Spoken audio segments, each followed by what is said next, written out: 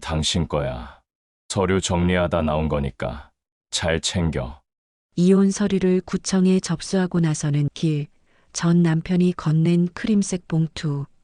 그 안에는 청첩장이 들어 있었고 신랑 이름에 박재아, 내 남편 이름이 적혀 있었습니다. 그리고 또 보인 다른 이름. 숨이 멎을 것 같았습니다. 매일 마음을 흔드는 이야기 하나씩 전해드립니다. 좋아요, 구독, 알림 설정은 언제나 무료니까요. 사연 들으시면서 마음에 닿았다면 살짝 응원 부탁드립니다. 그럼 오늘의 사연 시작합니다. 결혼한 지 20회째 되던 봄날이었습니다. 장롱 깊숙이 넣어둔 결혼사진을 꺼내 들었죠. 먼지가 수북이 쌓인 액자 속에서 젊은 날의 나는 환하게 웃고 있었습니다. 하지만 그 웃음은 거짓이었어요. 사진을 찍던 그날도 우린 싸우고 있었거든요. 남편 박재하는 사람 좋기로 소문난 사람이었습니다. 말수가 적고 온화한 성격이었죠. 처음엔 그 조용함이 좋았어요. 시끄러운 세상에서 유일하게 쉴 수 있는 곳 같았거든요. 하지만 시간이 지나면서 그 침묵은 나를 점점 더 외롭게 만들었습니다. 결혼 2년 차 병원에서 돌아온 남편이 무거운 입을 열었습니다. 애는 어렵겠대. 무정자증 진단을 받고 온 날이었죠. 나는 그의 손을 꼭 잡으며 말했습니다. 그래도 괜찮아. 난 당신만 있으면 돼. 그땐 정말 진심이었어요. 아이가 없어도 둘이서 행복하게 살 수 있을 거라 믿었거든요. 하지만 그 믿음은 오래가지 못했습니다. 남편은 점점 더 말이 없어졌고 나는 그 침묵 속에서 혼자 대화하고 혼자 웃고 혼자 울었죠. 아침에 일어나면 각자의 방에서 나와 식탁에 앉았고 밥을 먹는 동안 우린 한마디도 나누지 않았습니다. 저녁이 되면 또 각자의 방으로 들어갔죠. 언제부터였을까요? 우리 사이에 당신이라는 호칭조차 사라진 게 서로를 부를 일이 없으니 호칭도 필요 없었습니다. 가끔 무언가를 전달해야 할 때는 문자를 보냈죠. 같은 집에 살면서도 문자로 대화하는 부부라니 생각해보면 참 우스운 일이었습니다. 시댁에서는 아이 얘기가 나올 때마다 남편이 먼저 나서서 막아주었습니다. 저희 결정이니까 더 이상 말씀하지 마세요. 그럴 때면 고마웠죠. 하지만 그 고마움도 잠시, 집에 돌아오면 또다시 무거운 침묵만이 우리를 감쌌습니다. 친구들은 부부 여행을 가자고 했지만 우린 매번 핑계를 댔습니다. 같이 여행을 간다는 게 상상이 안 됐거든요. 둘이서 뭘 하며 시간을 보낼지, 무슨 대화를 나눌지 막막했습니다. 그렇게 우린 점점 더 멀어져 갔죠. 어느 날 문득 깨달았습니다. 우리는 이미 오래전부터 남남이었다는 걸. 법적으로만 부부일 뿐, 마음은 이미 각자의 길을 가고 있었던 거죠. 이혼은 어쩌면 우리에게 가장 자연스러운 선택이었는지도 모릅니다. 그날도 결혼 사진을 보며 한참을 앉아 있었습니다. 20년 전 그날 우리는 무엇을 꿈꾸며 결혼했을까요? 아마도 평범한 행복을 꿈꿨겠죠. 아이들과 함께하는 따뜻한 가정, 나이 들어서도 손잡고 산책하는 부부. 하지만 현실은 너무나 달랐습니다. 결혼 사진을 다시 장롱 속에 넣으며 생각했습니다. 이제는 정말 끝낼 때가 됐다고. 더 이상 서로를 묶어둘 이유가 없다고. 그렇게 나는 이혼을 결심했습니다. 아니, 어쩌면 우리 둘 다 오래전부터 마음속으로는 이미 결정하고 있었는지도 모르겠습니다. 이혼 서류를 구청에 접수하고 나서는 길이었습니다. 20회 동안 함께했던 결혼 생활이 단 몇 분 만에 끝났다는 게 실감이 나지 않았죠. 박재하는 앞서 걸어가다가 갑자기 멈춰서더니 가방에서 크림색 봉투를 꺼냈습니다. 이건 당신 거야. 서류 정리하다 나온 거니까 잘 챙겨. 그는 내 손에 봉투를 건네며 짧게 말했습니다. 나는 그것이 보험 서류나 은행 관련 문서쯤 되는 줄 알았죠. 그래서 별 생각 없이 가방에 넣었습니다. 그동안 고생했어. 남편의 인사가 참 어색했습니다. 20해를 함께 살았는데 고작 할 말이 그것뿐인가 싶었죠. 나도 똑같이 짧게 답했습니다. 당신도요. 그렇게 우리는 각자의 길로 흩어졌습니다. 구청 앞에서 헤어지는 우리를 보는 사람이 있었다면 그저 업무 보러 온 낯선 두 사람으로 보였을 겁니다. 집에 돌아와 거실 소파에 앉았습니다. 텅 빈 집이 유독 넓어 보였죠. 남편이 짐을 챙겨 나간 지 일주일이 지났지만 아직도 그의 흔적이 곳곳에 남아 있었습니다. 책장에 꽂힌 그의 책들, 욕실 선반 위의 면도기, 현관에 걸린 검은색 코트. 하나씩 정리해야겠다고 생각하면서도 선뜻 손이 가지 않았습니다. 와인 한 병을 꺼내 잔에 따랐습니다. 혼자 마시는 와인은 쓰기만 했죠. 갑자기 가방 속 봉투가 생각났습니다. 뭐가 들었나 싶어 꺼내 들었죠. 봉투를 열어보니 예상과는 달리 두툼한 카드가 들어 있었습니다. 청첩장이었습니다. 화려한 금박 글씨로 적힌 문구들이 눈에 들어왔죠. 결혼합니다라는 글귀 아래 신랑 신부의 이름이 적혀 있었습니다. 신랑 박재아. 내 전 남편의 이름이 선명하게 박혀 있었죠. 그리고 그 옆에 적힌 신부의 이름. 이주연. 처음엔 그저 동명이인인가 싶었습니다. 박재아라는 이름이 흔하진 않지만 없는 것도 아니니까요. 하지만 청첩장에 적힌 신랑 측 부모님 성함을 보는 순간 의심은 확신으로 바뀌었습니다. 내가 20년 동안 어머님, 아버님이라 불렀던 분들의 이름이었죠. 손이 떨렸습니다. 이게 대체 무슨 일인가 싶었죠. 방금 전에 이혼 도장을 찍고 나왔는데 그 손에 재혼 청첩장을 쥐어준다니. 날짜를 확인해 보니 2달 뒤였습니다. 이혼하자마자 바로 재혼한다는 얘기였죠. 신부 이름을 다시 한번 읽었습니다. 이주연. 어디선가 들어본 것 같은 이름이었습니다. 입술로 천천히 따라 읽어보니 기억 속 어딘가에서 무언가가 꿈틀거렸죠. 하지만 명확하게 떠오르지는 않았습니다. 와인을 한 모금 더 마시고 청첩장을 자세히 들여다봤습니다. 예식 장소는 서울의 한 특급 호텔이었죠. 우리가 결혼할 때는 작은 예식장에서 했었는데 2번째는 호텔에서 하는구나 싶어 씁쓸했습니다. 청첩장 안쪽에는 신랑 신부의 사진이 있었습니다.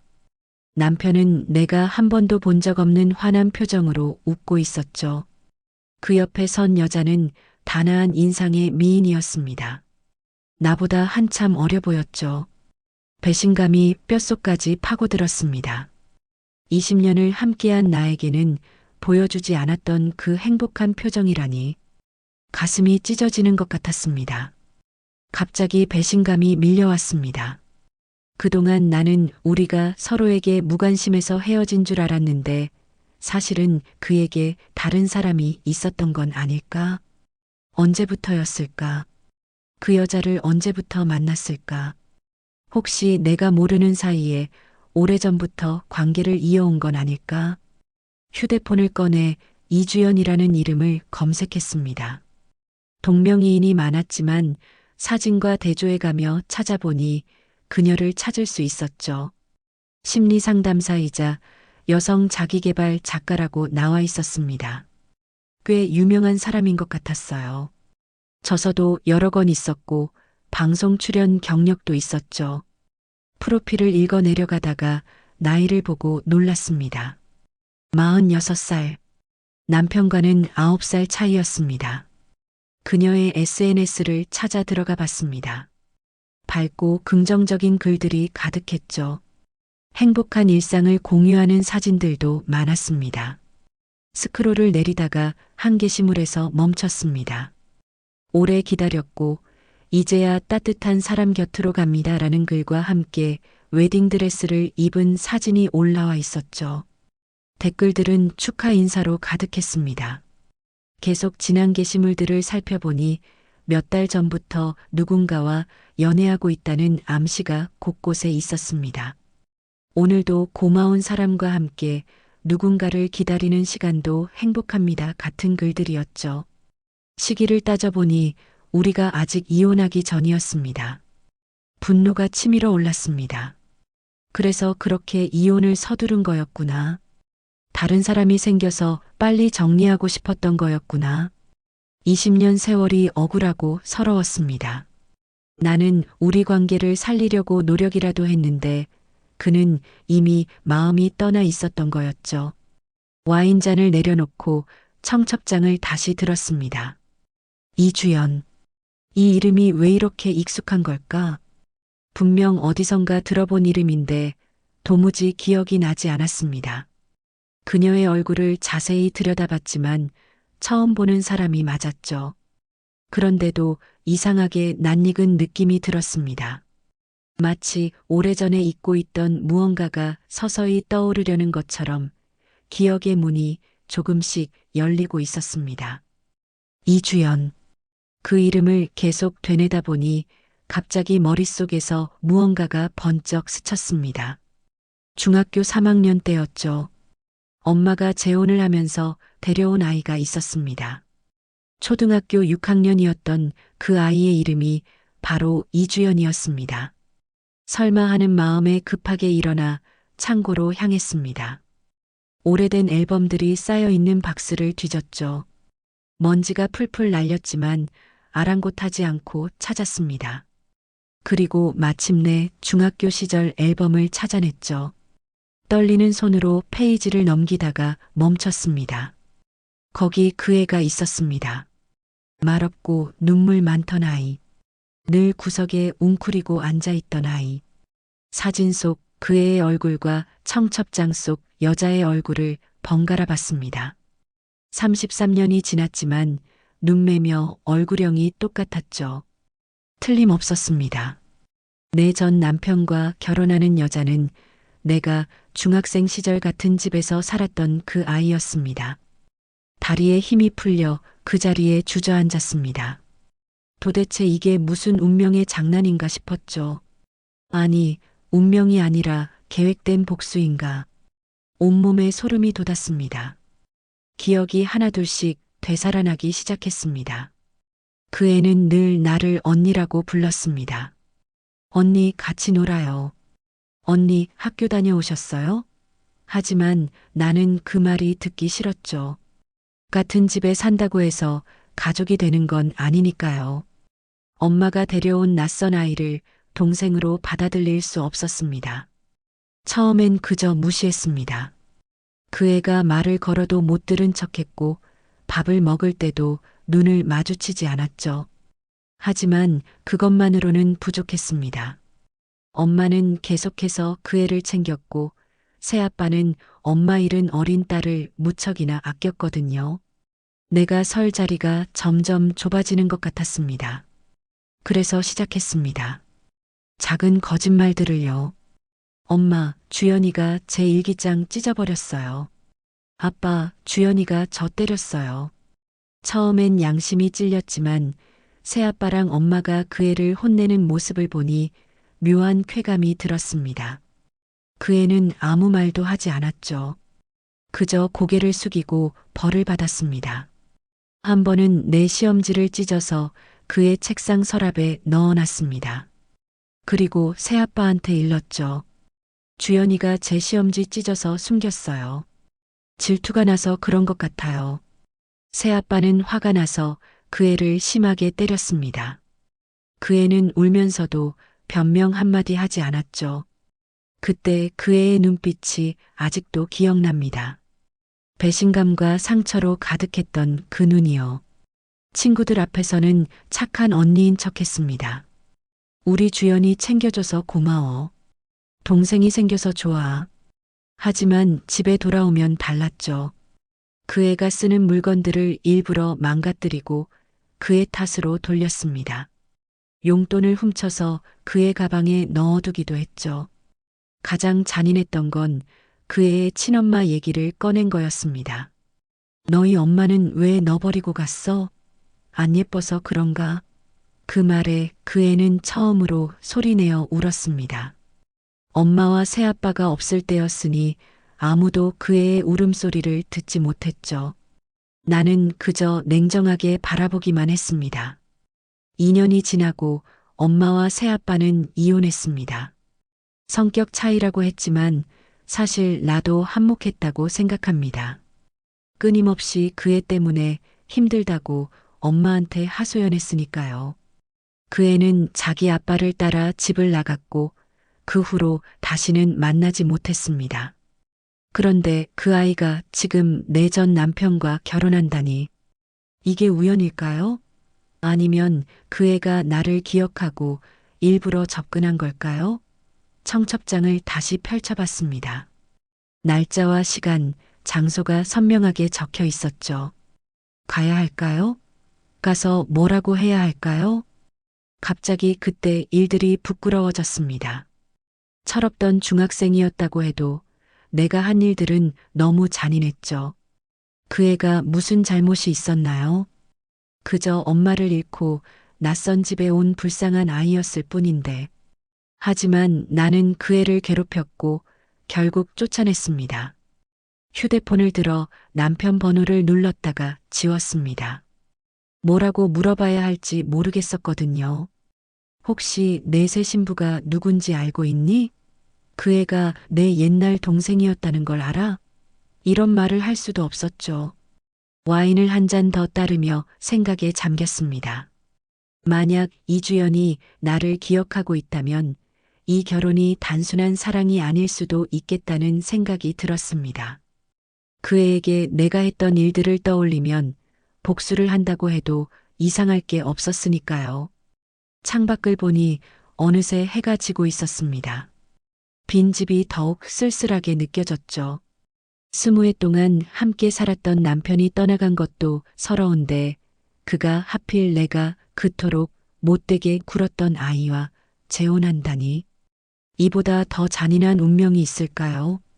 청첩장을 가방에 넣으며 결심했습니다. 결혼식에 가봐야겠다고, 가서 이주연을 만나야겠다고, 그 애가 나를 기억하는지, 이 모든 게 우연인지 아니면 의도된 것인지 확인해야겠다고 말이죠. 그리고 만약 그 애가 나를 기억한다면 그때 못했던 사과를 해야겠다고 생각했습니다. 너무 늦었지만 말이죠. 결혼식 날이 다가올수록 마음이 복잡해졌습니다. 가야 할지 말아야 할지 수십 번을 고민했죠. 그러다 결국 예식장으로 향했습니다. 호텔 로비에 들어서니 화려한 웨딩 포스터가 눈에 들어왔습니다. 박재아 이주연 결혼합니다라는 문구가 선명했죠. 예식장은 3층 그랜드 볼룸이었습니다. 엘리베이터를 타고 올라가는 동안 손이 떨렸죠. 문을 열고 들어가기가 망설여져서 복도 끝 화장실로 향했습니다. 거울 앞에 서서 심호흡을 했습니다. 검은색 원피스를 입고 온 내 모습이 초라해 보였죠. 화장실에서 나와 예식장 입구 쪽으로 걸어가다가 멈췄습니다. 신부 대기실 문이 살짝 열려 있었고 그 틈으로 웨딩드레스를 입은 이주연이 보였습니다. 누군가와 통화하는 목소리가 들렸죠. 네, 오늘이에요. 드디어 이날이 왔네요. 그녀의 목소리는 차분했습니다. 아니요, 긴장 안 돼요. 오히려 홀가분해요. 이제 정말 끝이니까요. 끝이라니. 무슨 끝을 말하는 걸까? 나는 숨을 죽이고 더 가까이 다가갔습니다. 언니요? 그럼요, 기억하죠. 어떻게 잊겠어요. 그 사람이 저한테 그랬던 일들을. 순간 온몸이 얼어붙었습니다. 그녀가 나를 기억하고 있었던 겁니다. 복수라고요? 글쎄요. 전 그냥 제 삶을 살았을 뿐이에요. 그 사람 남편이 먼저 다가왔고 전 받아줬을 뿐이죠. 다리에 힘이 풀려 벽에 기댔습니다. 역시 우연이 아니었던 거였습니다. 그녀는 나를 알고 있었고 내 남편에게 의도적으로 접근했던 거였죠. 재하 씨요? 좋은 사람이에요. 따뜻하고 다정하죠. 그 사람 아내가 얼마나 차가운 사람인지 아세요? 20년 동안 한 번도 제대로 사랑해주지 않았대요. 늘 혼자였다고, 외로웠다고 하더라고요. 가슴이 아팠습니다. 남편이 그녀에게 우리 관계를 그렇게 말했다니. 하지만 부정할 수 없었죠. 정말 나는 차가운 아내였으니까요. 하율이요? 네, 우리 아들이에요. 벌써 13살이 됐네요. 재하 씨가 무정자증이라고요? 누가 그런 거짓말을? 아, 그 사람이 아내한테 그렇게 말했구나. 아이 없이 살고 싶어서 거짓말한 거였대요. 무릎이 꺾였습니다. 그대로 바닥에 주저앉을 뻔했지만 간신히 버텼죠. 무정자증이 거짓말이었다니. 그럼 그동안 나는 뭘 믿고 산 거였을까요? 아이를 포기하고 그 빈자리를 외로움으로 채우며 살았는데 오늘 시계에 그 사람도 올까요? 청첩장 봤을 테니까. 일부러 넣어뒀거든요. 와서 봤으면 좋겠어요. 자기가 버린 동생이 어떻게 살았는지, 자기가 무시했던 남편이 얼마나 행복한지. 발소리가 가까워졌습니다. 누군가 신부 대기실로 들어가려는 것 같았죠. 나는 황급히 몸을 돌려 복도 끝으로 걸어갔습니다. 심장이 터질 것 같았습니다. 예식장 뒤편의 작은 발코니로 나갔습니다. 차가운 바람이 얼굴을 스쳤죠. 13살이라고 했습니다. 거꾸로 계산해 보니 우리가 결혼한 지 7년째 되던 해였습니다. 그때 남편은 자주 야근한다고 했었죠. 출장도 많았고요. 그 시간들이 모두 거짓이었던 겁니다. 담배를 피우고 싶었지만 끊은 지 오래였죠. 대신 차가운 공기를 깊이 들이마셨습니다. 이제 어떻게 해야 할까요? 그냥 돌아갈까요? 아니면 들어가서 모든 걸 밝힐까요? 휴대폰이 울렸습니다. 모르는 번호였죠. 받아보니 이주연이었습니다. 언니, 저예요. 주연이. 와주셨네요. 봤어요. 복도에 계신 거. 들어오세요. 얘기하고 싶어요. 어떻게 내 번호를? 재하 씨한테 들었어요. 비상 연락처로 저장돼 있더라고요. 아직 안 지우셨나 봐요. 전화를 끊고 예식장으로 들어갔습니다. 하객들이 하나둘 모이기 시작했죠. 신부 대기실 문을 두드리니 이주연이 직접 열어줬습니다. 웨딩드레스를 입은 그녀는 정말 아름다웠습니다. 33년 전 그 겁에 질린 어린아이의 모습은 어디에도 없었죠. 들어오세요, 언니. 그녀의 미소는 담담했습니다. 오랜만이네요. 잘 지내셨어요? 대기실엔 우리 둘뿐이었습니다. 나는 소파에 앉아 그녀를 올려다봤죠. 무슨 말부터 해야 할지 몰라 한참을 침묵했습니다. 미안하다고 하려고 왔어요? 주연이 비웃듯 말했습니다. 그보다 묻고 싶은 게 있어. 내 남편을 빼앗는 게 그렇게 통쾌했어? 남편을 빼앗았다고요? 그녀가 코웃음을 쳤습니다. 언니가 버린 걸 제가 주운 거죠. 20년 동안 제대로 사랑도 못 해주고서. 뭐라고? 내가 언제 버렸다고 그래? 목소리가 높아졌습니다. 그쪽이 먼저 바람 피우고 아이까지 만들어 놓고선. 바람이요? 언니가 먼저 남편을 밀어냈잖아요. 차갑게 대하고 대화도 안 하고. 그 사람이 얼마나 외로워했는데요. 그래서 뭐? 불쌍한 남편 구해준 거야? 아니면 33년 전 그 일에 대한 복수? 둘 다예요. 이주연이 일어서며 말했습니다. 언니가 저한테 했던 것처럼 소중한 걸 빼앗기는 기분이 어떤지 알려주고 싶었어요. 이주연은 거울 앞에 앉아 메이크업을 고쳤습니다. 그러면서 담담히 말했죠. 언니가 저한테 했던 일들 하나도 안 잊었어요. 맞은 것도, 누명 쓴 것도, 엄마 얘기로 울렸던 것도 다 기억해요. 그래서 더 열심히 살았죠. 언니처럼 되지 않으려고. 그래서 재하를 선택한 거야? 복수하려고? 처음엔 그랬어요. 언니 남편이란 걸 알고 일부러 접근했죠. 하지만 시간이 지나면서 진짜 사랑하게 됐어요. 그 사람도 날 사랑하고요. 언니가 주지 못한 걸 내가 줬고, 언니가 받지 못한 걸 내가 받았어요. 아이 얘기를 꺼내고 싶었지만 참았습니다. 이미 들은 걸 또 확인할 필요는 없었으니까요. 축하해. 일어서며 말했습니다. 행복하게 살아. 언니도요. 그녀가 뒤에서 말했습니다. 이제 자유잖아요. 언니도 행복 찾으세요.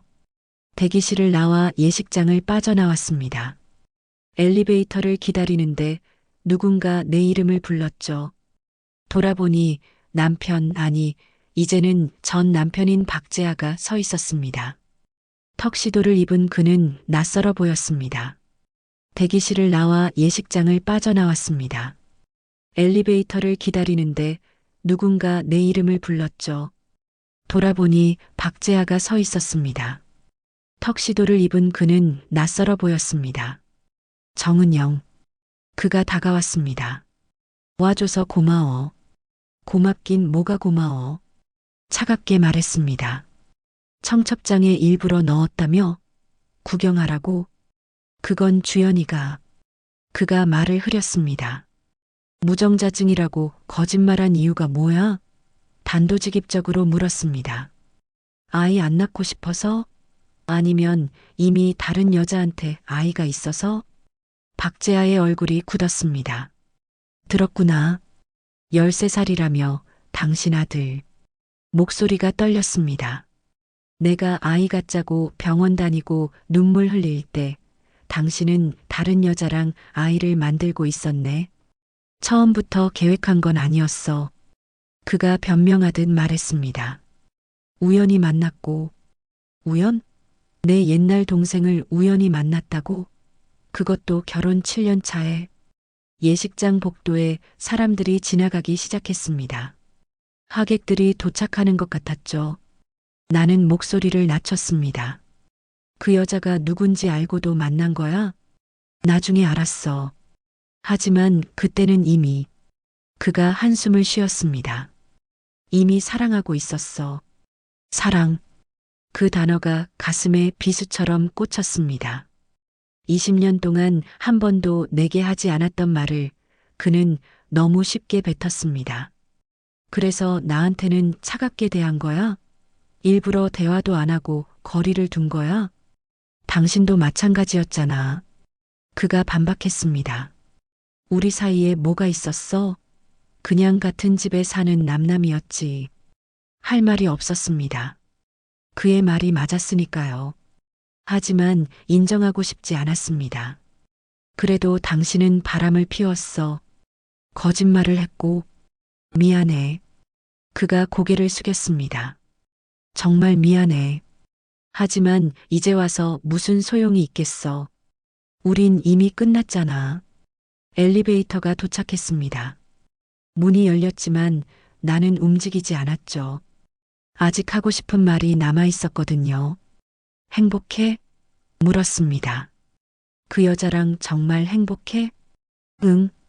그가 망설임 없이 대답했습니다. 처음으로 가족이 생긴 기분이야. 그 말이 제일 아팠습니다. 20년 동안 나는 그에게 가족이 아니었던 거였습니다. 그저 법적으로 묶인 동거인이었을 뿐이죠. 엘리베이터를 타고 1층으로 내려왔습니다. 호텔을 나서려는데 예식장 입구에 커다란 가족 사진이 걸려 있었습니다. 박재아와 이주연, 그리고 그들 사이의 선소년. 13살이라는 아이는 아빠를 꼭 닮아 있었죠.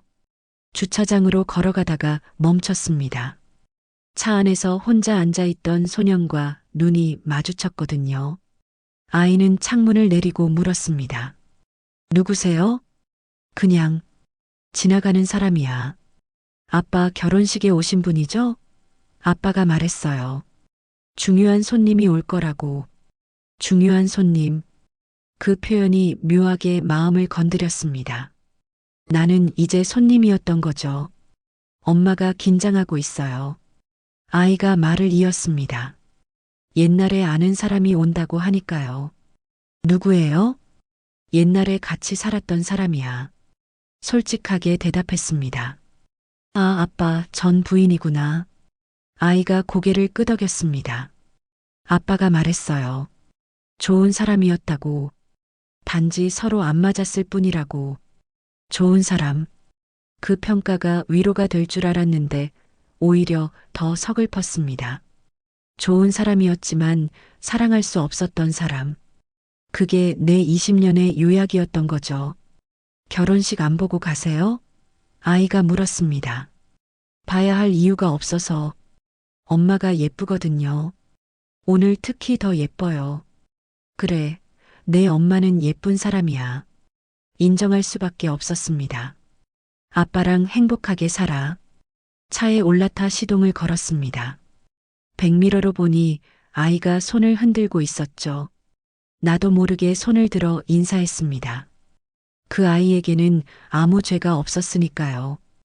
호텔을 빠져나오면서 결혼식장을 한 번 더 올려다봤습니다. 3층 창문 너머로 하객들이 북적이는 게 보였죠. 곧 식이 시작될 것 같았습니다. 박재아와 이주연이 부부가 되는 순간, 그리고 내가 완전히 과거가 되는 순간이었죠. 차를 몰고 집으로 향했습니다. 라디오에서는 축하 노래가 흘러나왔죠. 채널을 돌렸지만 어디서나 사랑 노래뿐이었습니다. 결국 라디오를 꺼버렸습니다. 신호등에 멈춰서서 생각했습니다. 이주연의 복수는 성공한 것 같았죠. 내가 어린 시절 그녀에게서 빼앗았던 것들을 그녀는 고스란히 되찾아갔으니까요. 가족도 사랑도 행복도, 그리고 나는 모든 걸 잃었습니다. 하지만 이상하게도 후련한 마음이 들었습니다. 20년 동안 짊어지고 있던 무거운 짐을 내려놓은 기분이었달까요? 이제 정말 끝이었습니다. 박재하와의 인연도, 이주연과의 악연도. 집에 도착해서 현관문을 열었습니다. 텅 빈 거실이 반겨졌죠.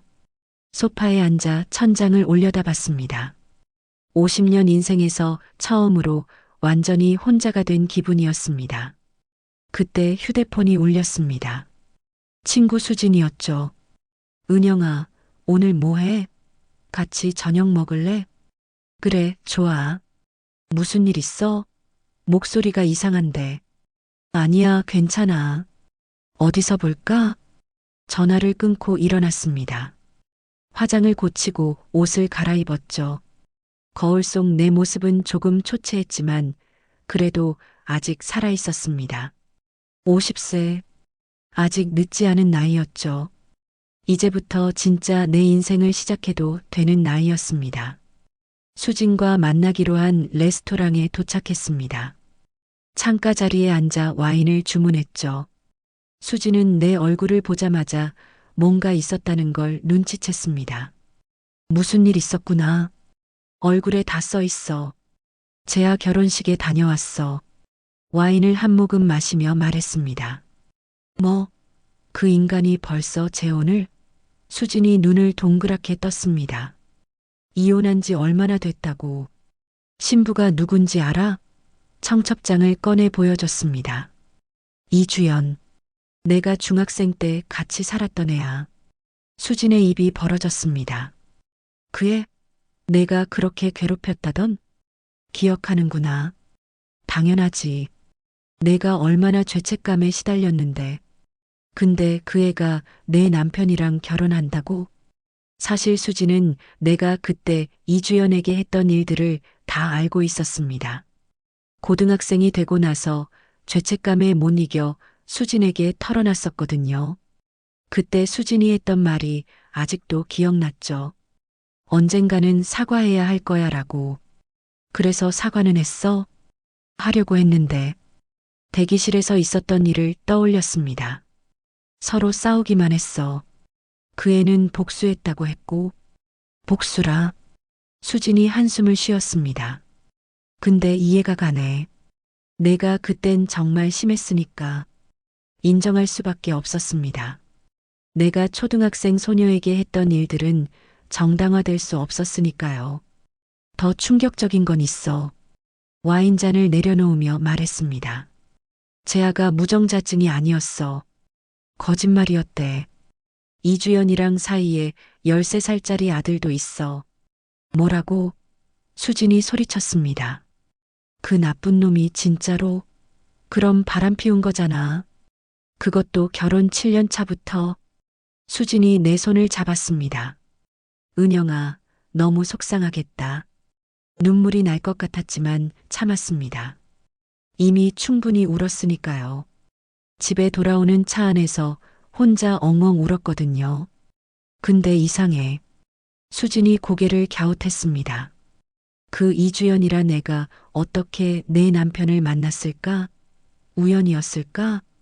처음엔 의도적으로 접근했대. 복수하려고. 근데 나중엔 진짜 사랑하게 됐다고. 와, 무서운 여자네.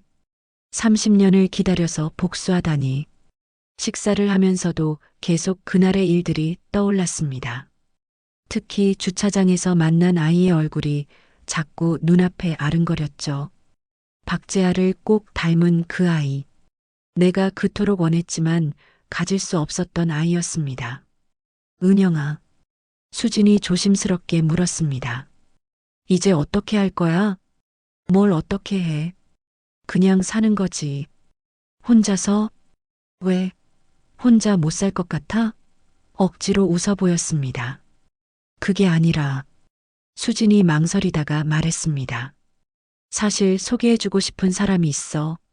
됐어. 아직은 그런 거 생각하고 싶지 않아. 알았어. 근데 언제든 마음이 바뀌면 말해. 정말 좋은 사람이거든. 레스토랑을 나와 집으로 돌아왔습니다. 현관문을 열고 들어서는데 갑자기 이상한 느낌이 들었죠. 뭔가 달라진 것 같았습니다. 현관문 앞 바닥에 봉투가 하나 놓여 있었습니다. 분명 나갈 때는 없었는데 가까이 가서 보니 정은영 식계라고 적혀 있었죠. 이주연의 필체였습니다. 봉투를 열어보니 편지가 들어 있었습니다. 언니, 결혼식장에서는 제대로 인사도 못 드렸네요. 사실 하고 싶은 말이 많았는데 감정이 앞서서 엉뚱한 말만 했어요. 이 편지를 쓰는 이유는 한 가지예요. 그때 일에 대해 용서한다고 말하고 싶어서요. 손이 떨렸습니다. 계속 읽어 내려갔죠. 처음엔 정말 복수하고 싶었어요. 언니가 저한테 했던 것처럼 소중한 걸 빼앗고 싶었죠.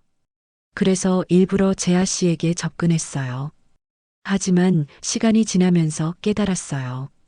복수로는 제 상처가 치유되지 않는다는 걸요.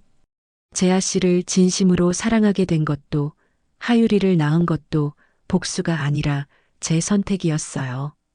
언니를 괴롭히려고 한 게 아니라 제가 행복해지고 싶어서 한 선택이었죠.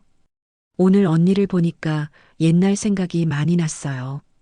그때 언니도 어렸고 저도 어렸죠. 서로에게 상처만 줬지만 그것도 우리의 역사예요. 이제는 놓아주려고 해요. 언니도 그러셨으면 좋겠어요. 마지막으로 하고 싶은 말은 언니도 행복해지셨으면 좋겠다는 거예요. 진심이에요. 우리 둘 다 상처받은 영혼이었지만 이제는 치유될 때가 됐잖아요. 잘 살아요, 언니. 그리고 미안해요. 저도요. 편지를 다 읽고 나니 눈물이 흘렀습니다. 복수라고 생각했던 그녀의 행동이 사실은 자신의 행복을 찾아가는 과정이었다니. 그리고 그 과정에서 나를 용서하기까지 했다니. 편지를 내려놓고 창밖을 바라봤습니다. 어두운 밤하늘에 별이 반짝이고 있었죠. 문득 깨달았습니다. 이주연이 나를 용서한 것처럼 나도 나 자신을 용서해야 한다는 걸. 과거의 잘못도 실패한 결혼 생활도 모든 걸 용서하고 놓아줘야 한다는 걸. 핸드폰을 꺼내 메시지를 썼다가 지웠습니다. 그리고 혼잣말처럼 중얼거렸죠. 편지 잘 받았어. 고마워. 너도 행복하게 살아. 진심으로 축복해. 전송 버튼을 누르고 나니 마음이 한결 가벼워졌습니다. 20년의 결혼 생활도 33년 전의 죄책감도 이제는 모두 과거가 되었습니다. 소파에 앉아 와인을 한 잔 더 따랐습니다.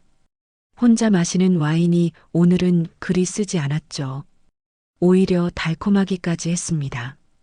새로운 시작을 축하하는 건배주 같았거든요. 그날 밤은 잠이 오지 않았습니다. 이주연의 편지를 몇 번이고 다시 읽었죠. 용서한다는 그 한마디가 가슴 깊이 박혔습니다. 새벽 2시가 넘어서야 겨우 잠이 들었는데 꿈속에서 과거로 돌아갔습니다. 12살의 이주연이 울고 있었습니다. 내가 일기장을 찢었다고 거짓말한 날이었죠.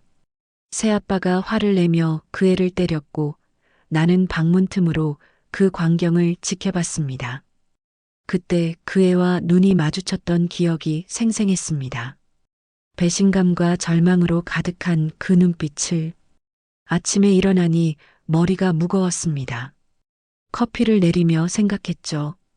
이제 정말 새로운 삶을 시작해야 한다고. 50세라는 나이가 늦은 건 아니니까요. 그때 문자가 왔습니다.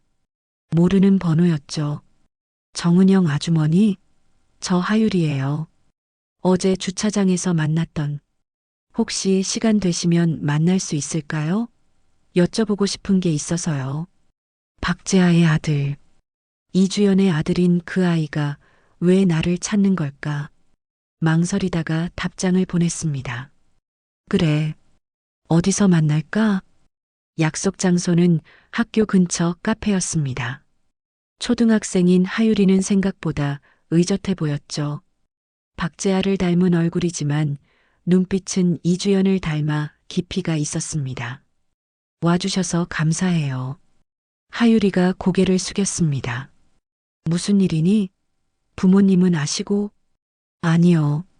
제가 혼자 연락드린 거예요. 아이가 망설이다가 입을 열었습니다. 사실 엄마한테 들었어요. 아주머니가 엄마의 옛날 언니였다고요. 그래. 맞아.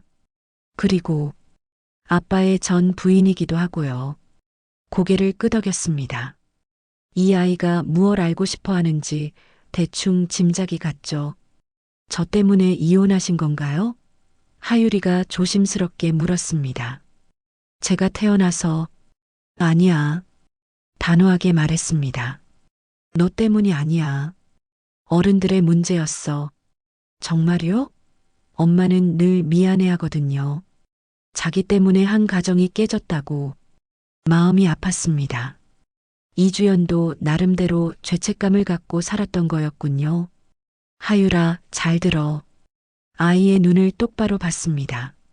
내 엄마와 아빠가 만난 건 운명이었어. 내가 아빠와 잘 지냈다면 그런 일은 없었겠지. 하지만 우리는 이미 오래전부터 부부가 아니었어. 그저 한 집에 사는 남남이었을 뿐이야. 그리고 내가 태어난 건 축복이야. 절대 미안해할 일이 아니지. 알겠니? 하율이가 고개를 끄덕였습니다. 그런데 뭔가 더 하고 싶은 말이 있는 것 같았죠. 또 궁금한 게 있니? 엄마가요, 가끔 악몽을 꿔요. 아이가 말했습니다.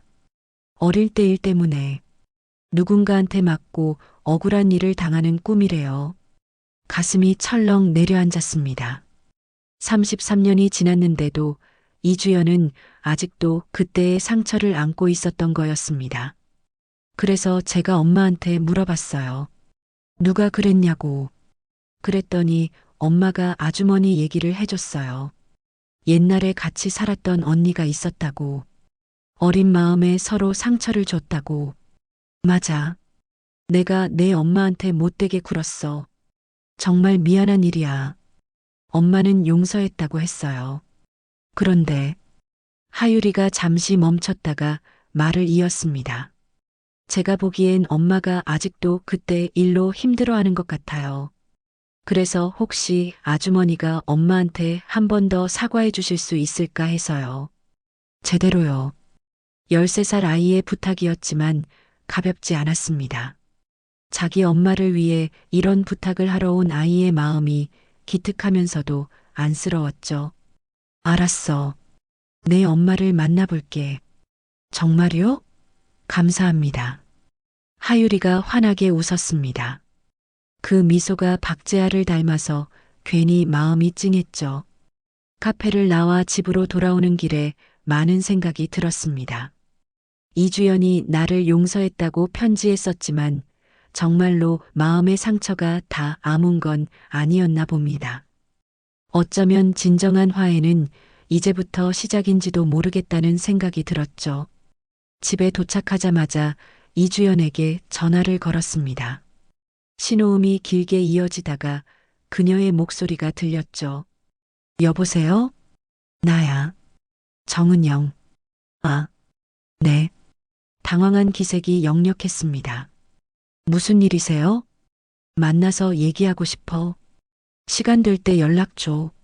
전화를 끊고 나니 가슴이 두근거렸습니다. 33년 만에 제대로 된 화해를 하게 될지도 모른다는 생각에 긴장이 됐죠. 며칠 후 이주연에게서 연락이 왔습니다. 한강 근처 조용한 찻집에서 만나기로 했죠. 약속 시간보다 일찍 도착해서 기다렸습니다. 창밖으로 한강이 유유히 흐르고 있었습니다. 이주연이 들어왔습니다.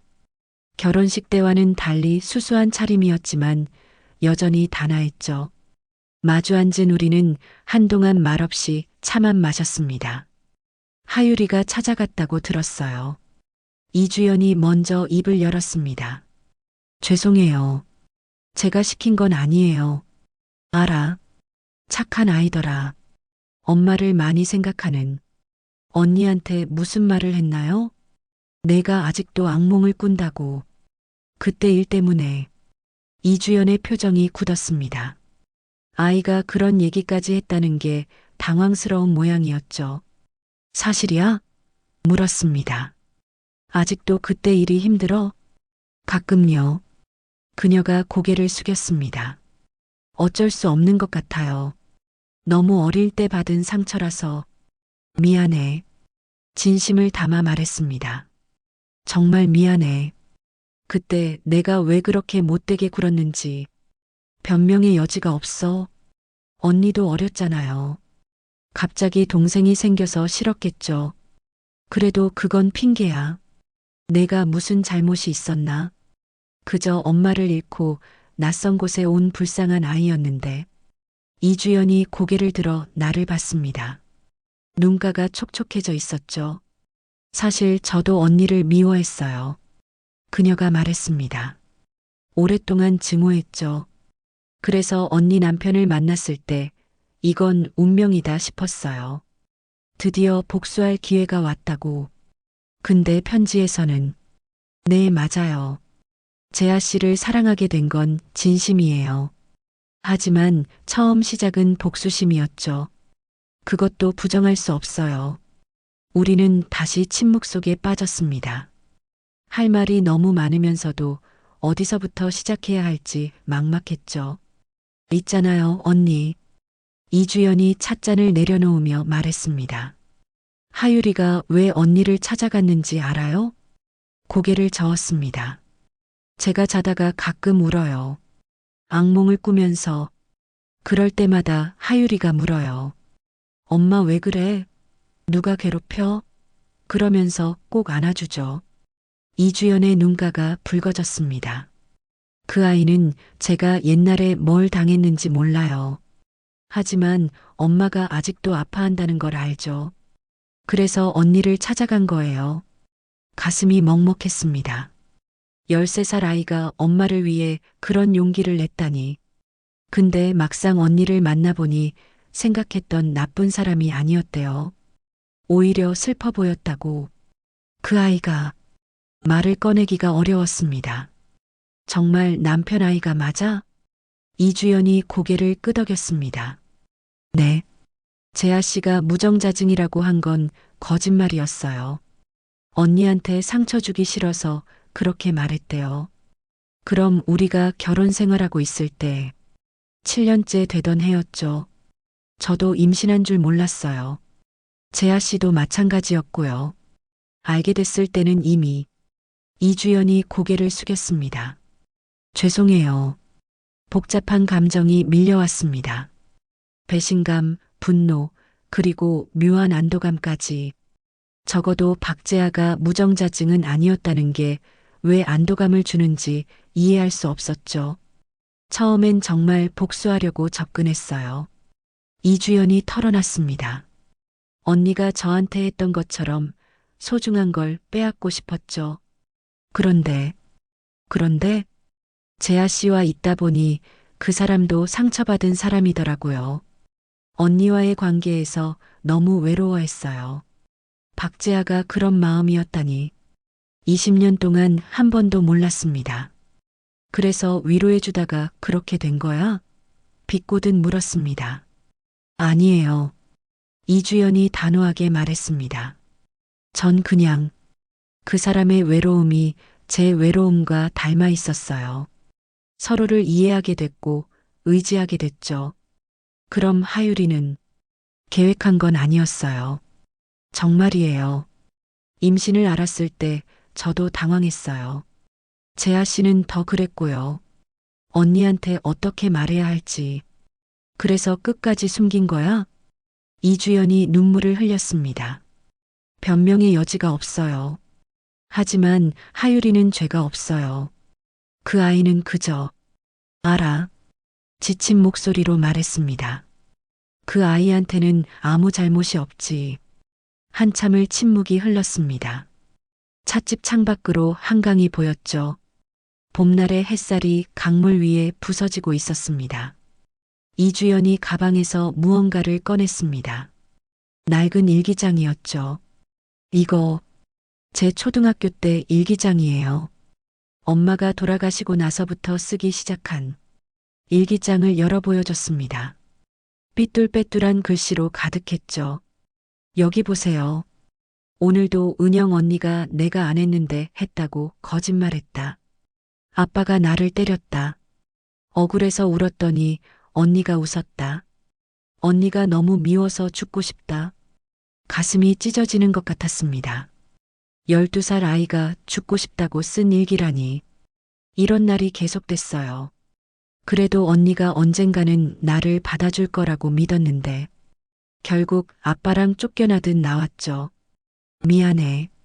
목이 메었습니다. 정말 미안해. 이 일기를 다시 읽어봤어요. 치료받으면서요. 이주연이 일기장을 덮었습니다. 그리고 깨달았어요. 제가 언니를 미워한 만큼 언니도 저 때문에 힘들었겠구나. 갑자기 생긴 동생이 얼마나 부담스러웠겠어요. 그래도 그건 내 잘못이 아니었어. 내가 어른스럽지 못했던 거지. 우리 둘 다 어렸어요. 이주연이 슬프게 웃었습니다. 그리고 어른이 된 지금도 그때의 상처에서 자유롭지 못하고요. 맞는 말이었습니다. 우리는 모두 과거에 묶여 있었죠. 한참을 얘기한 끝에 이주연이 일어섰습니다. 언니, 저희는 저희대로 살게요. 재아 씨와 하유리와 함께 가족으로 살아가려고요. 비록 시작은 잘못됐지만 이제는 진짜 가족이 되어가고 있어요. 언니도 앞으로 잘 살길 바랄게요. 찻집을 나와 집으로 돌아오는 내내 복잡한 마음이었습니다. 20년의 결혼 생활이 끝났고 전 남편은 다른 가족을 잃었습니다. 내가 그토록 미워했던 동생과 함께 그날 밤 수진에게서 전화가 왔습니다. 은영아, 어떻게 됐어? 주연이 만났다며? 응, 만났어. 그래서 그냥 각자의 길을 가기로 했어. 잘했어. 이제 진짜 내 인생을 살 때야. 수진의 말이 맞았습니다. 50세, 이제 진짜 내 인생을 시작할 때였죠. 몇 달이 지났습니다. 봄이 가고 여름이 왔죠. 나는 새로운 직장을 구했고 혼자 사는 법을 배워갔습니다. 처음엔 외로웠지만 점점 자유로움을 느끼게 됐습니다. 어느 날 우연히 거리에서 그들을 봤습니다. 박재아와 이주연 그리고 하유리. 세 사람은 손을 잡고 걸어가고 있었죠. 행복해 보였습니다. 진짜 가족처럼. 잠시 발걸음을 멈추고 바라봤습니다. 가슴 한구석이 아팠지만 이상하게도 시원하기도 했죠. 모든 게 제자리를 찾아간 것 같았거든요. 돌아서려는데 하유리와 눈이 마주쳤습니다. 아이가 환하게 웃으며 손을 흔들었죠. 나도 살짝 손을 들어 인사했습니다. 박재아와 이주연도 나를 봤지만 우리는 그저 가볍게 고개만 끄덕였습니다. 더 이상의 말은 필요 없었으니까요. 집으로 돌아와 일기를 썼습니다. 오늘 그들을 봤다. 행복해 보였다. 나도 괜찮다. 아니, 점점 좋아지고 있다. 50년 인생에서 처음으로 온전히 나 자신으로 살고 있다. 외롭지만 자유롭고 아프지만 성장하고 있다. 과거는 과거일 뿐이다. 이주연을 괴롭혔던 일도 박재아와의 실패한 결혼도 모두 지나간 일이다. 중요한 건 지금이다. 그리고 앞으로 살아갈 날들이다. 내일은 수진이 소개해준 사람을 만나기로 했다.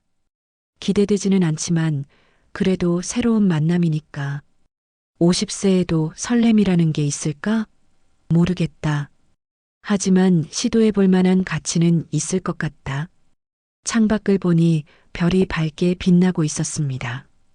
인생의 절반을 살았지만 아직 절반이 남아 있었죠. 그 남은 절반을 어떻게 채워갈지는 이제 내게 달려 있었습니다.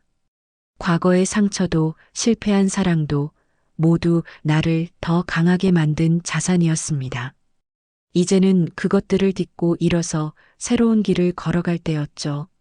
50세, 끝이 아닌 새로운 시작. 그렇게 나는 진짜 내 인생을 살기 시작했습니다. 오늘 사연이 마음에 남으셨다면 구독과 좋아요, 댓글로 함께 기억해 주세요. 여러분의 한마디가 다음 이야기의 시작이 됩니다.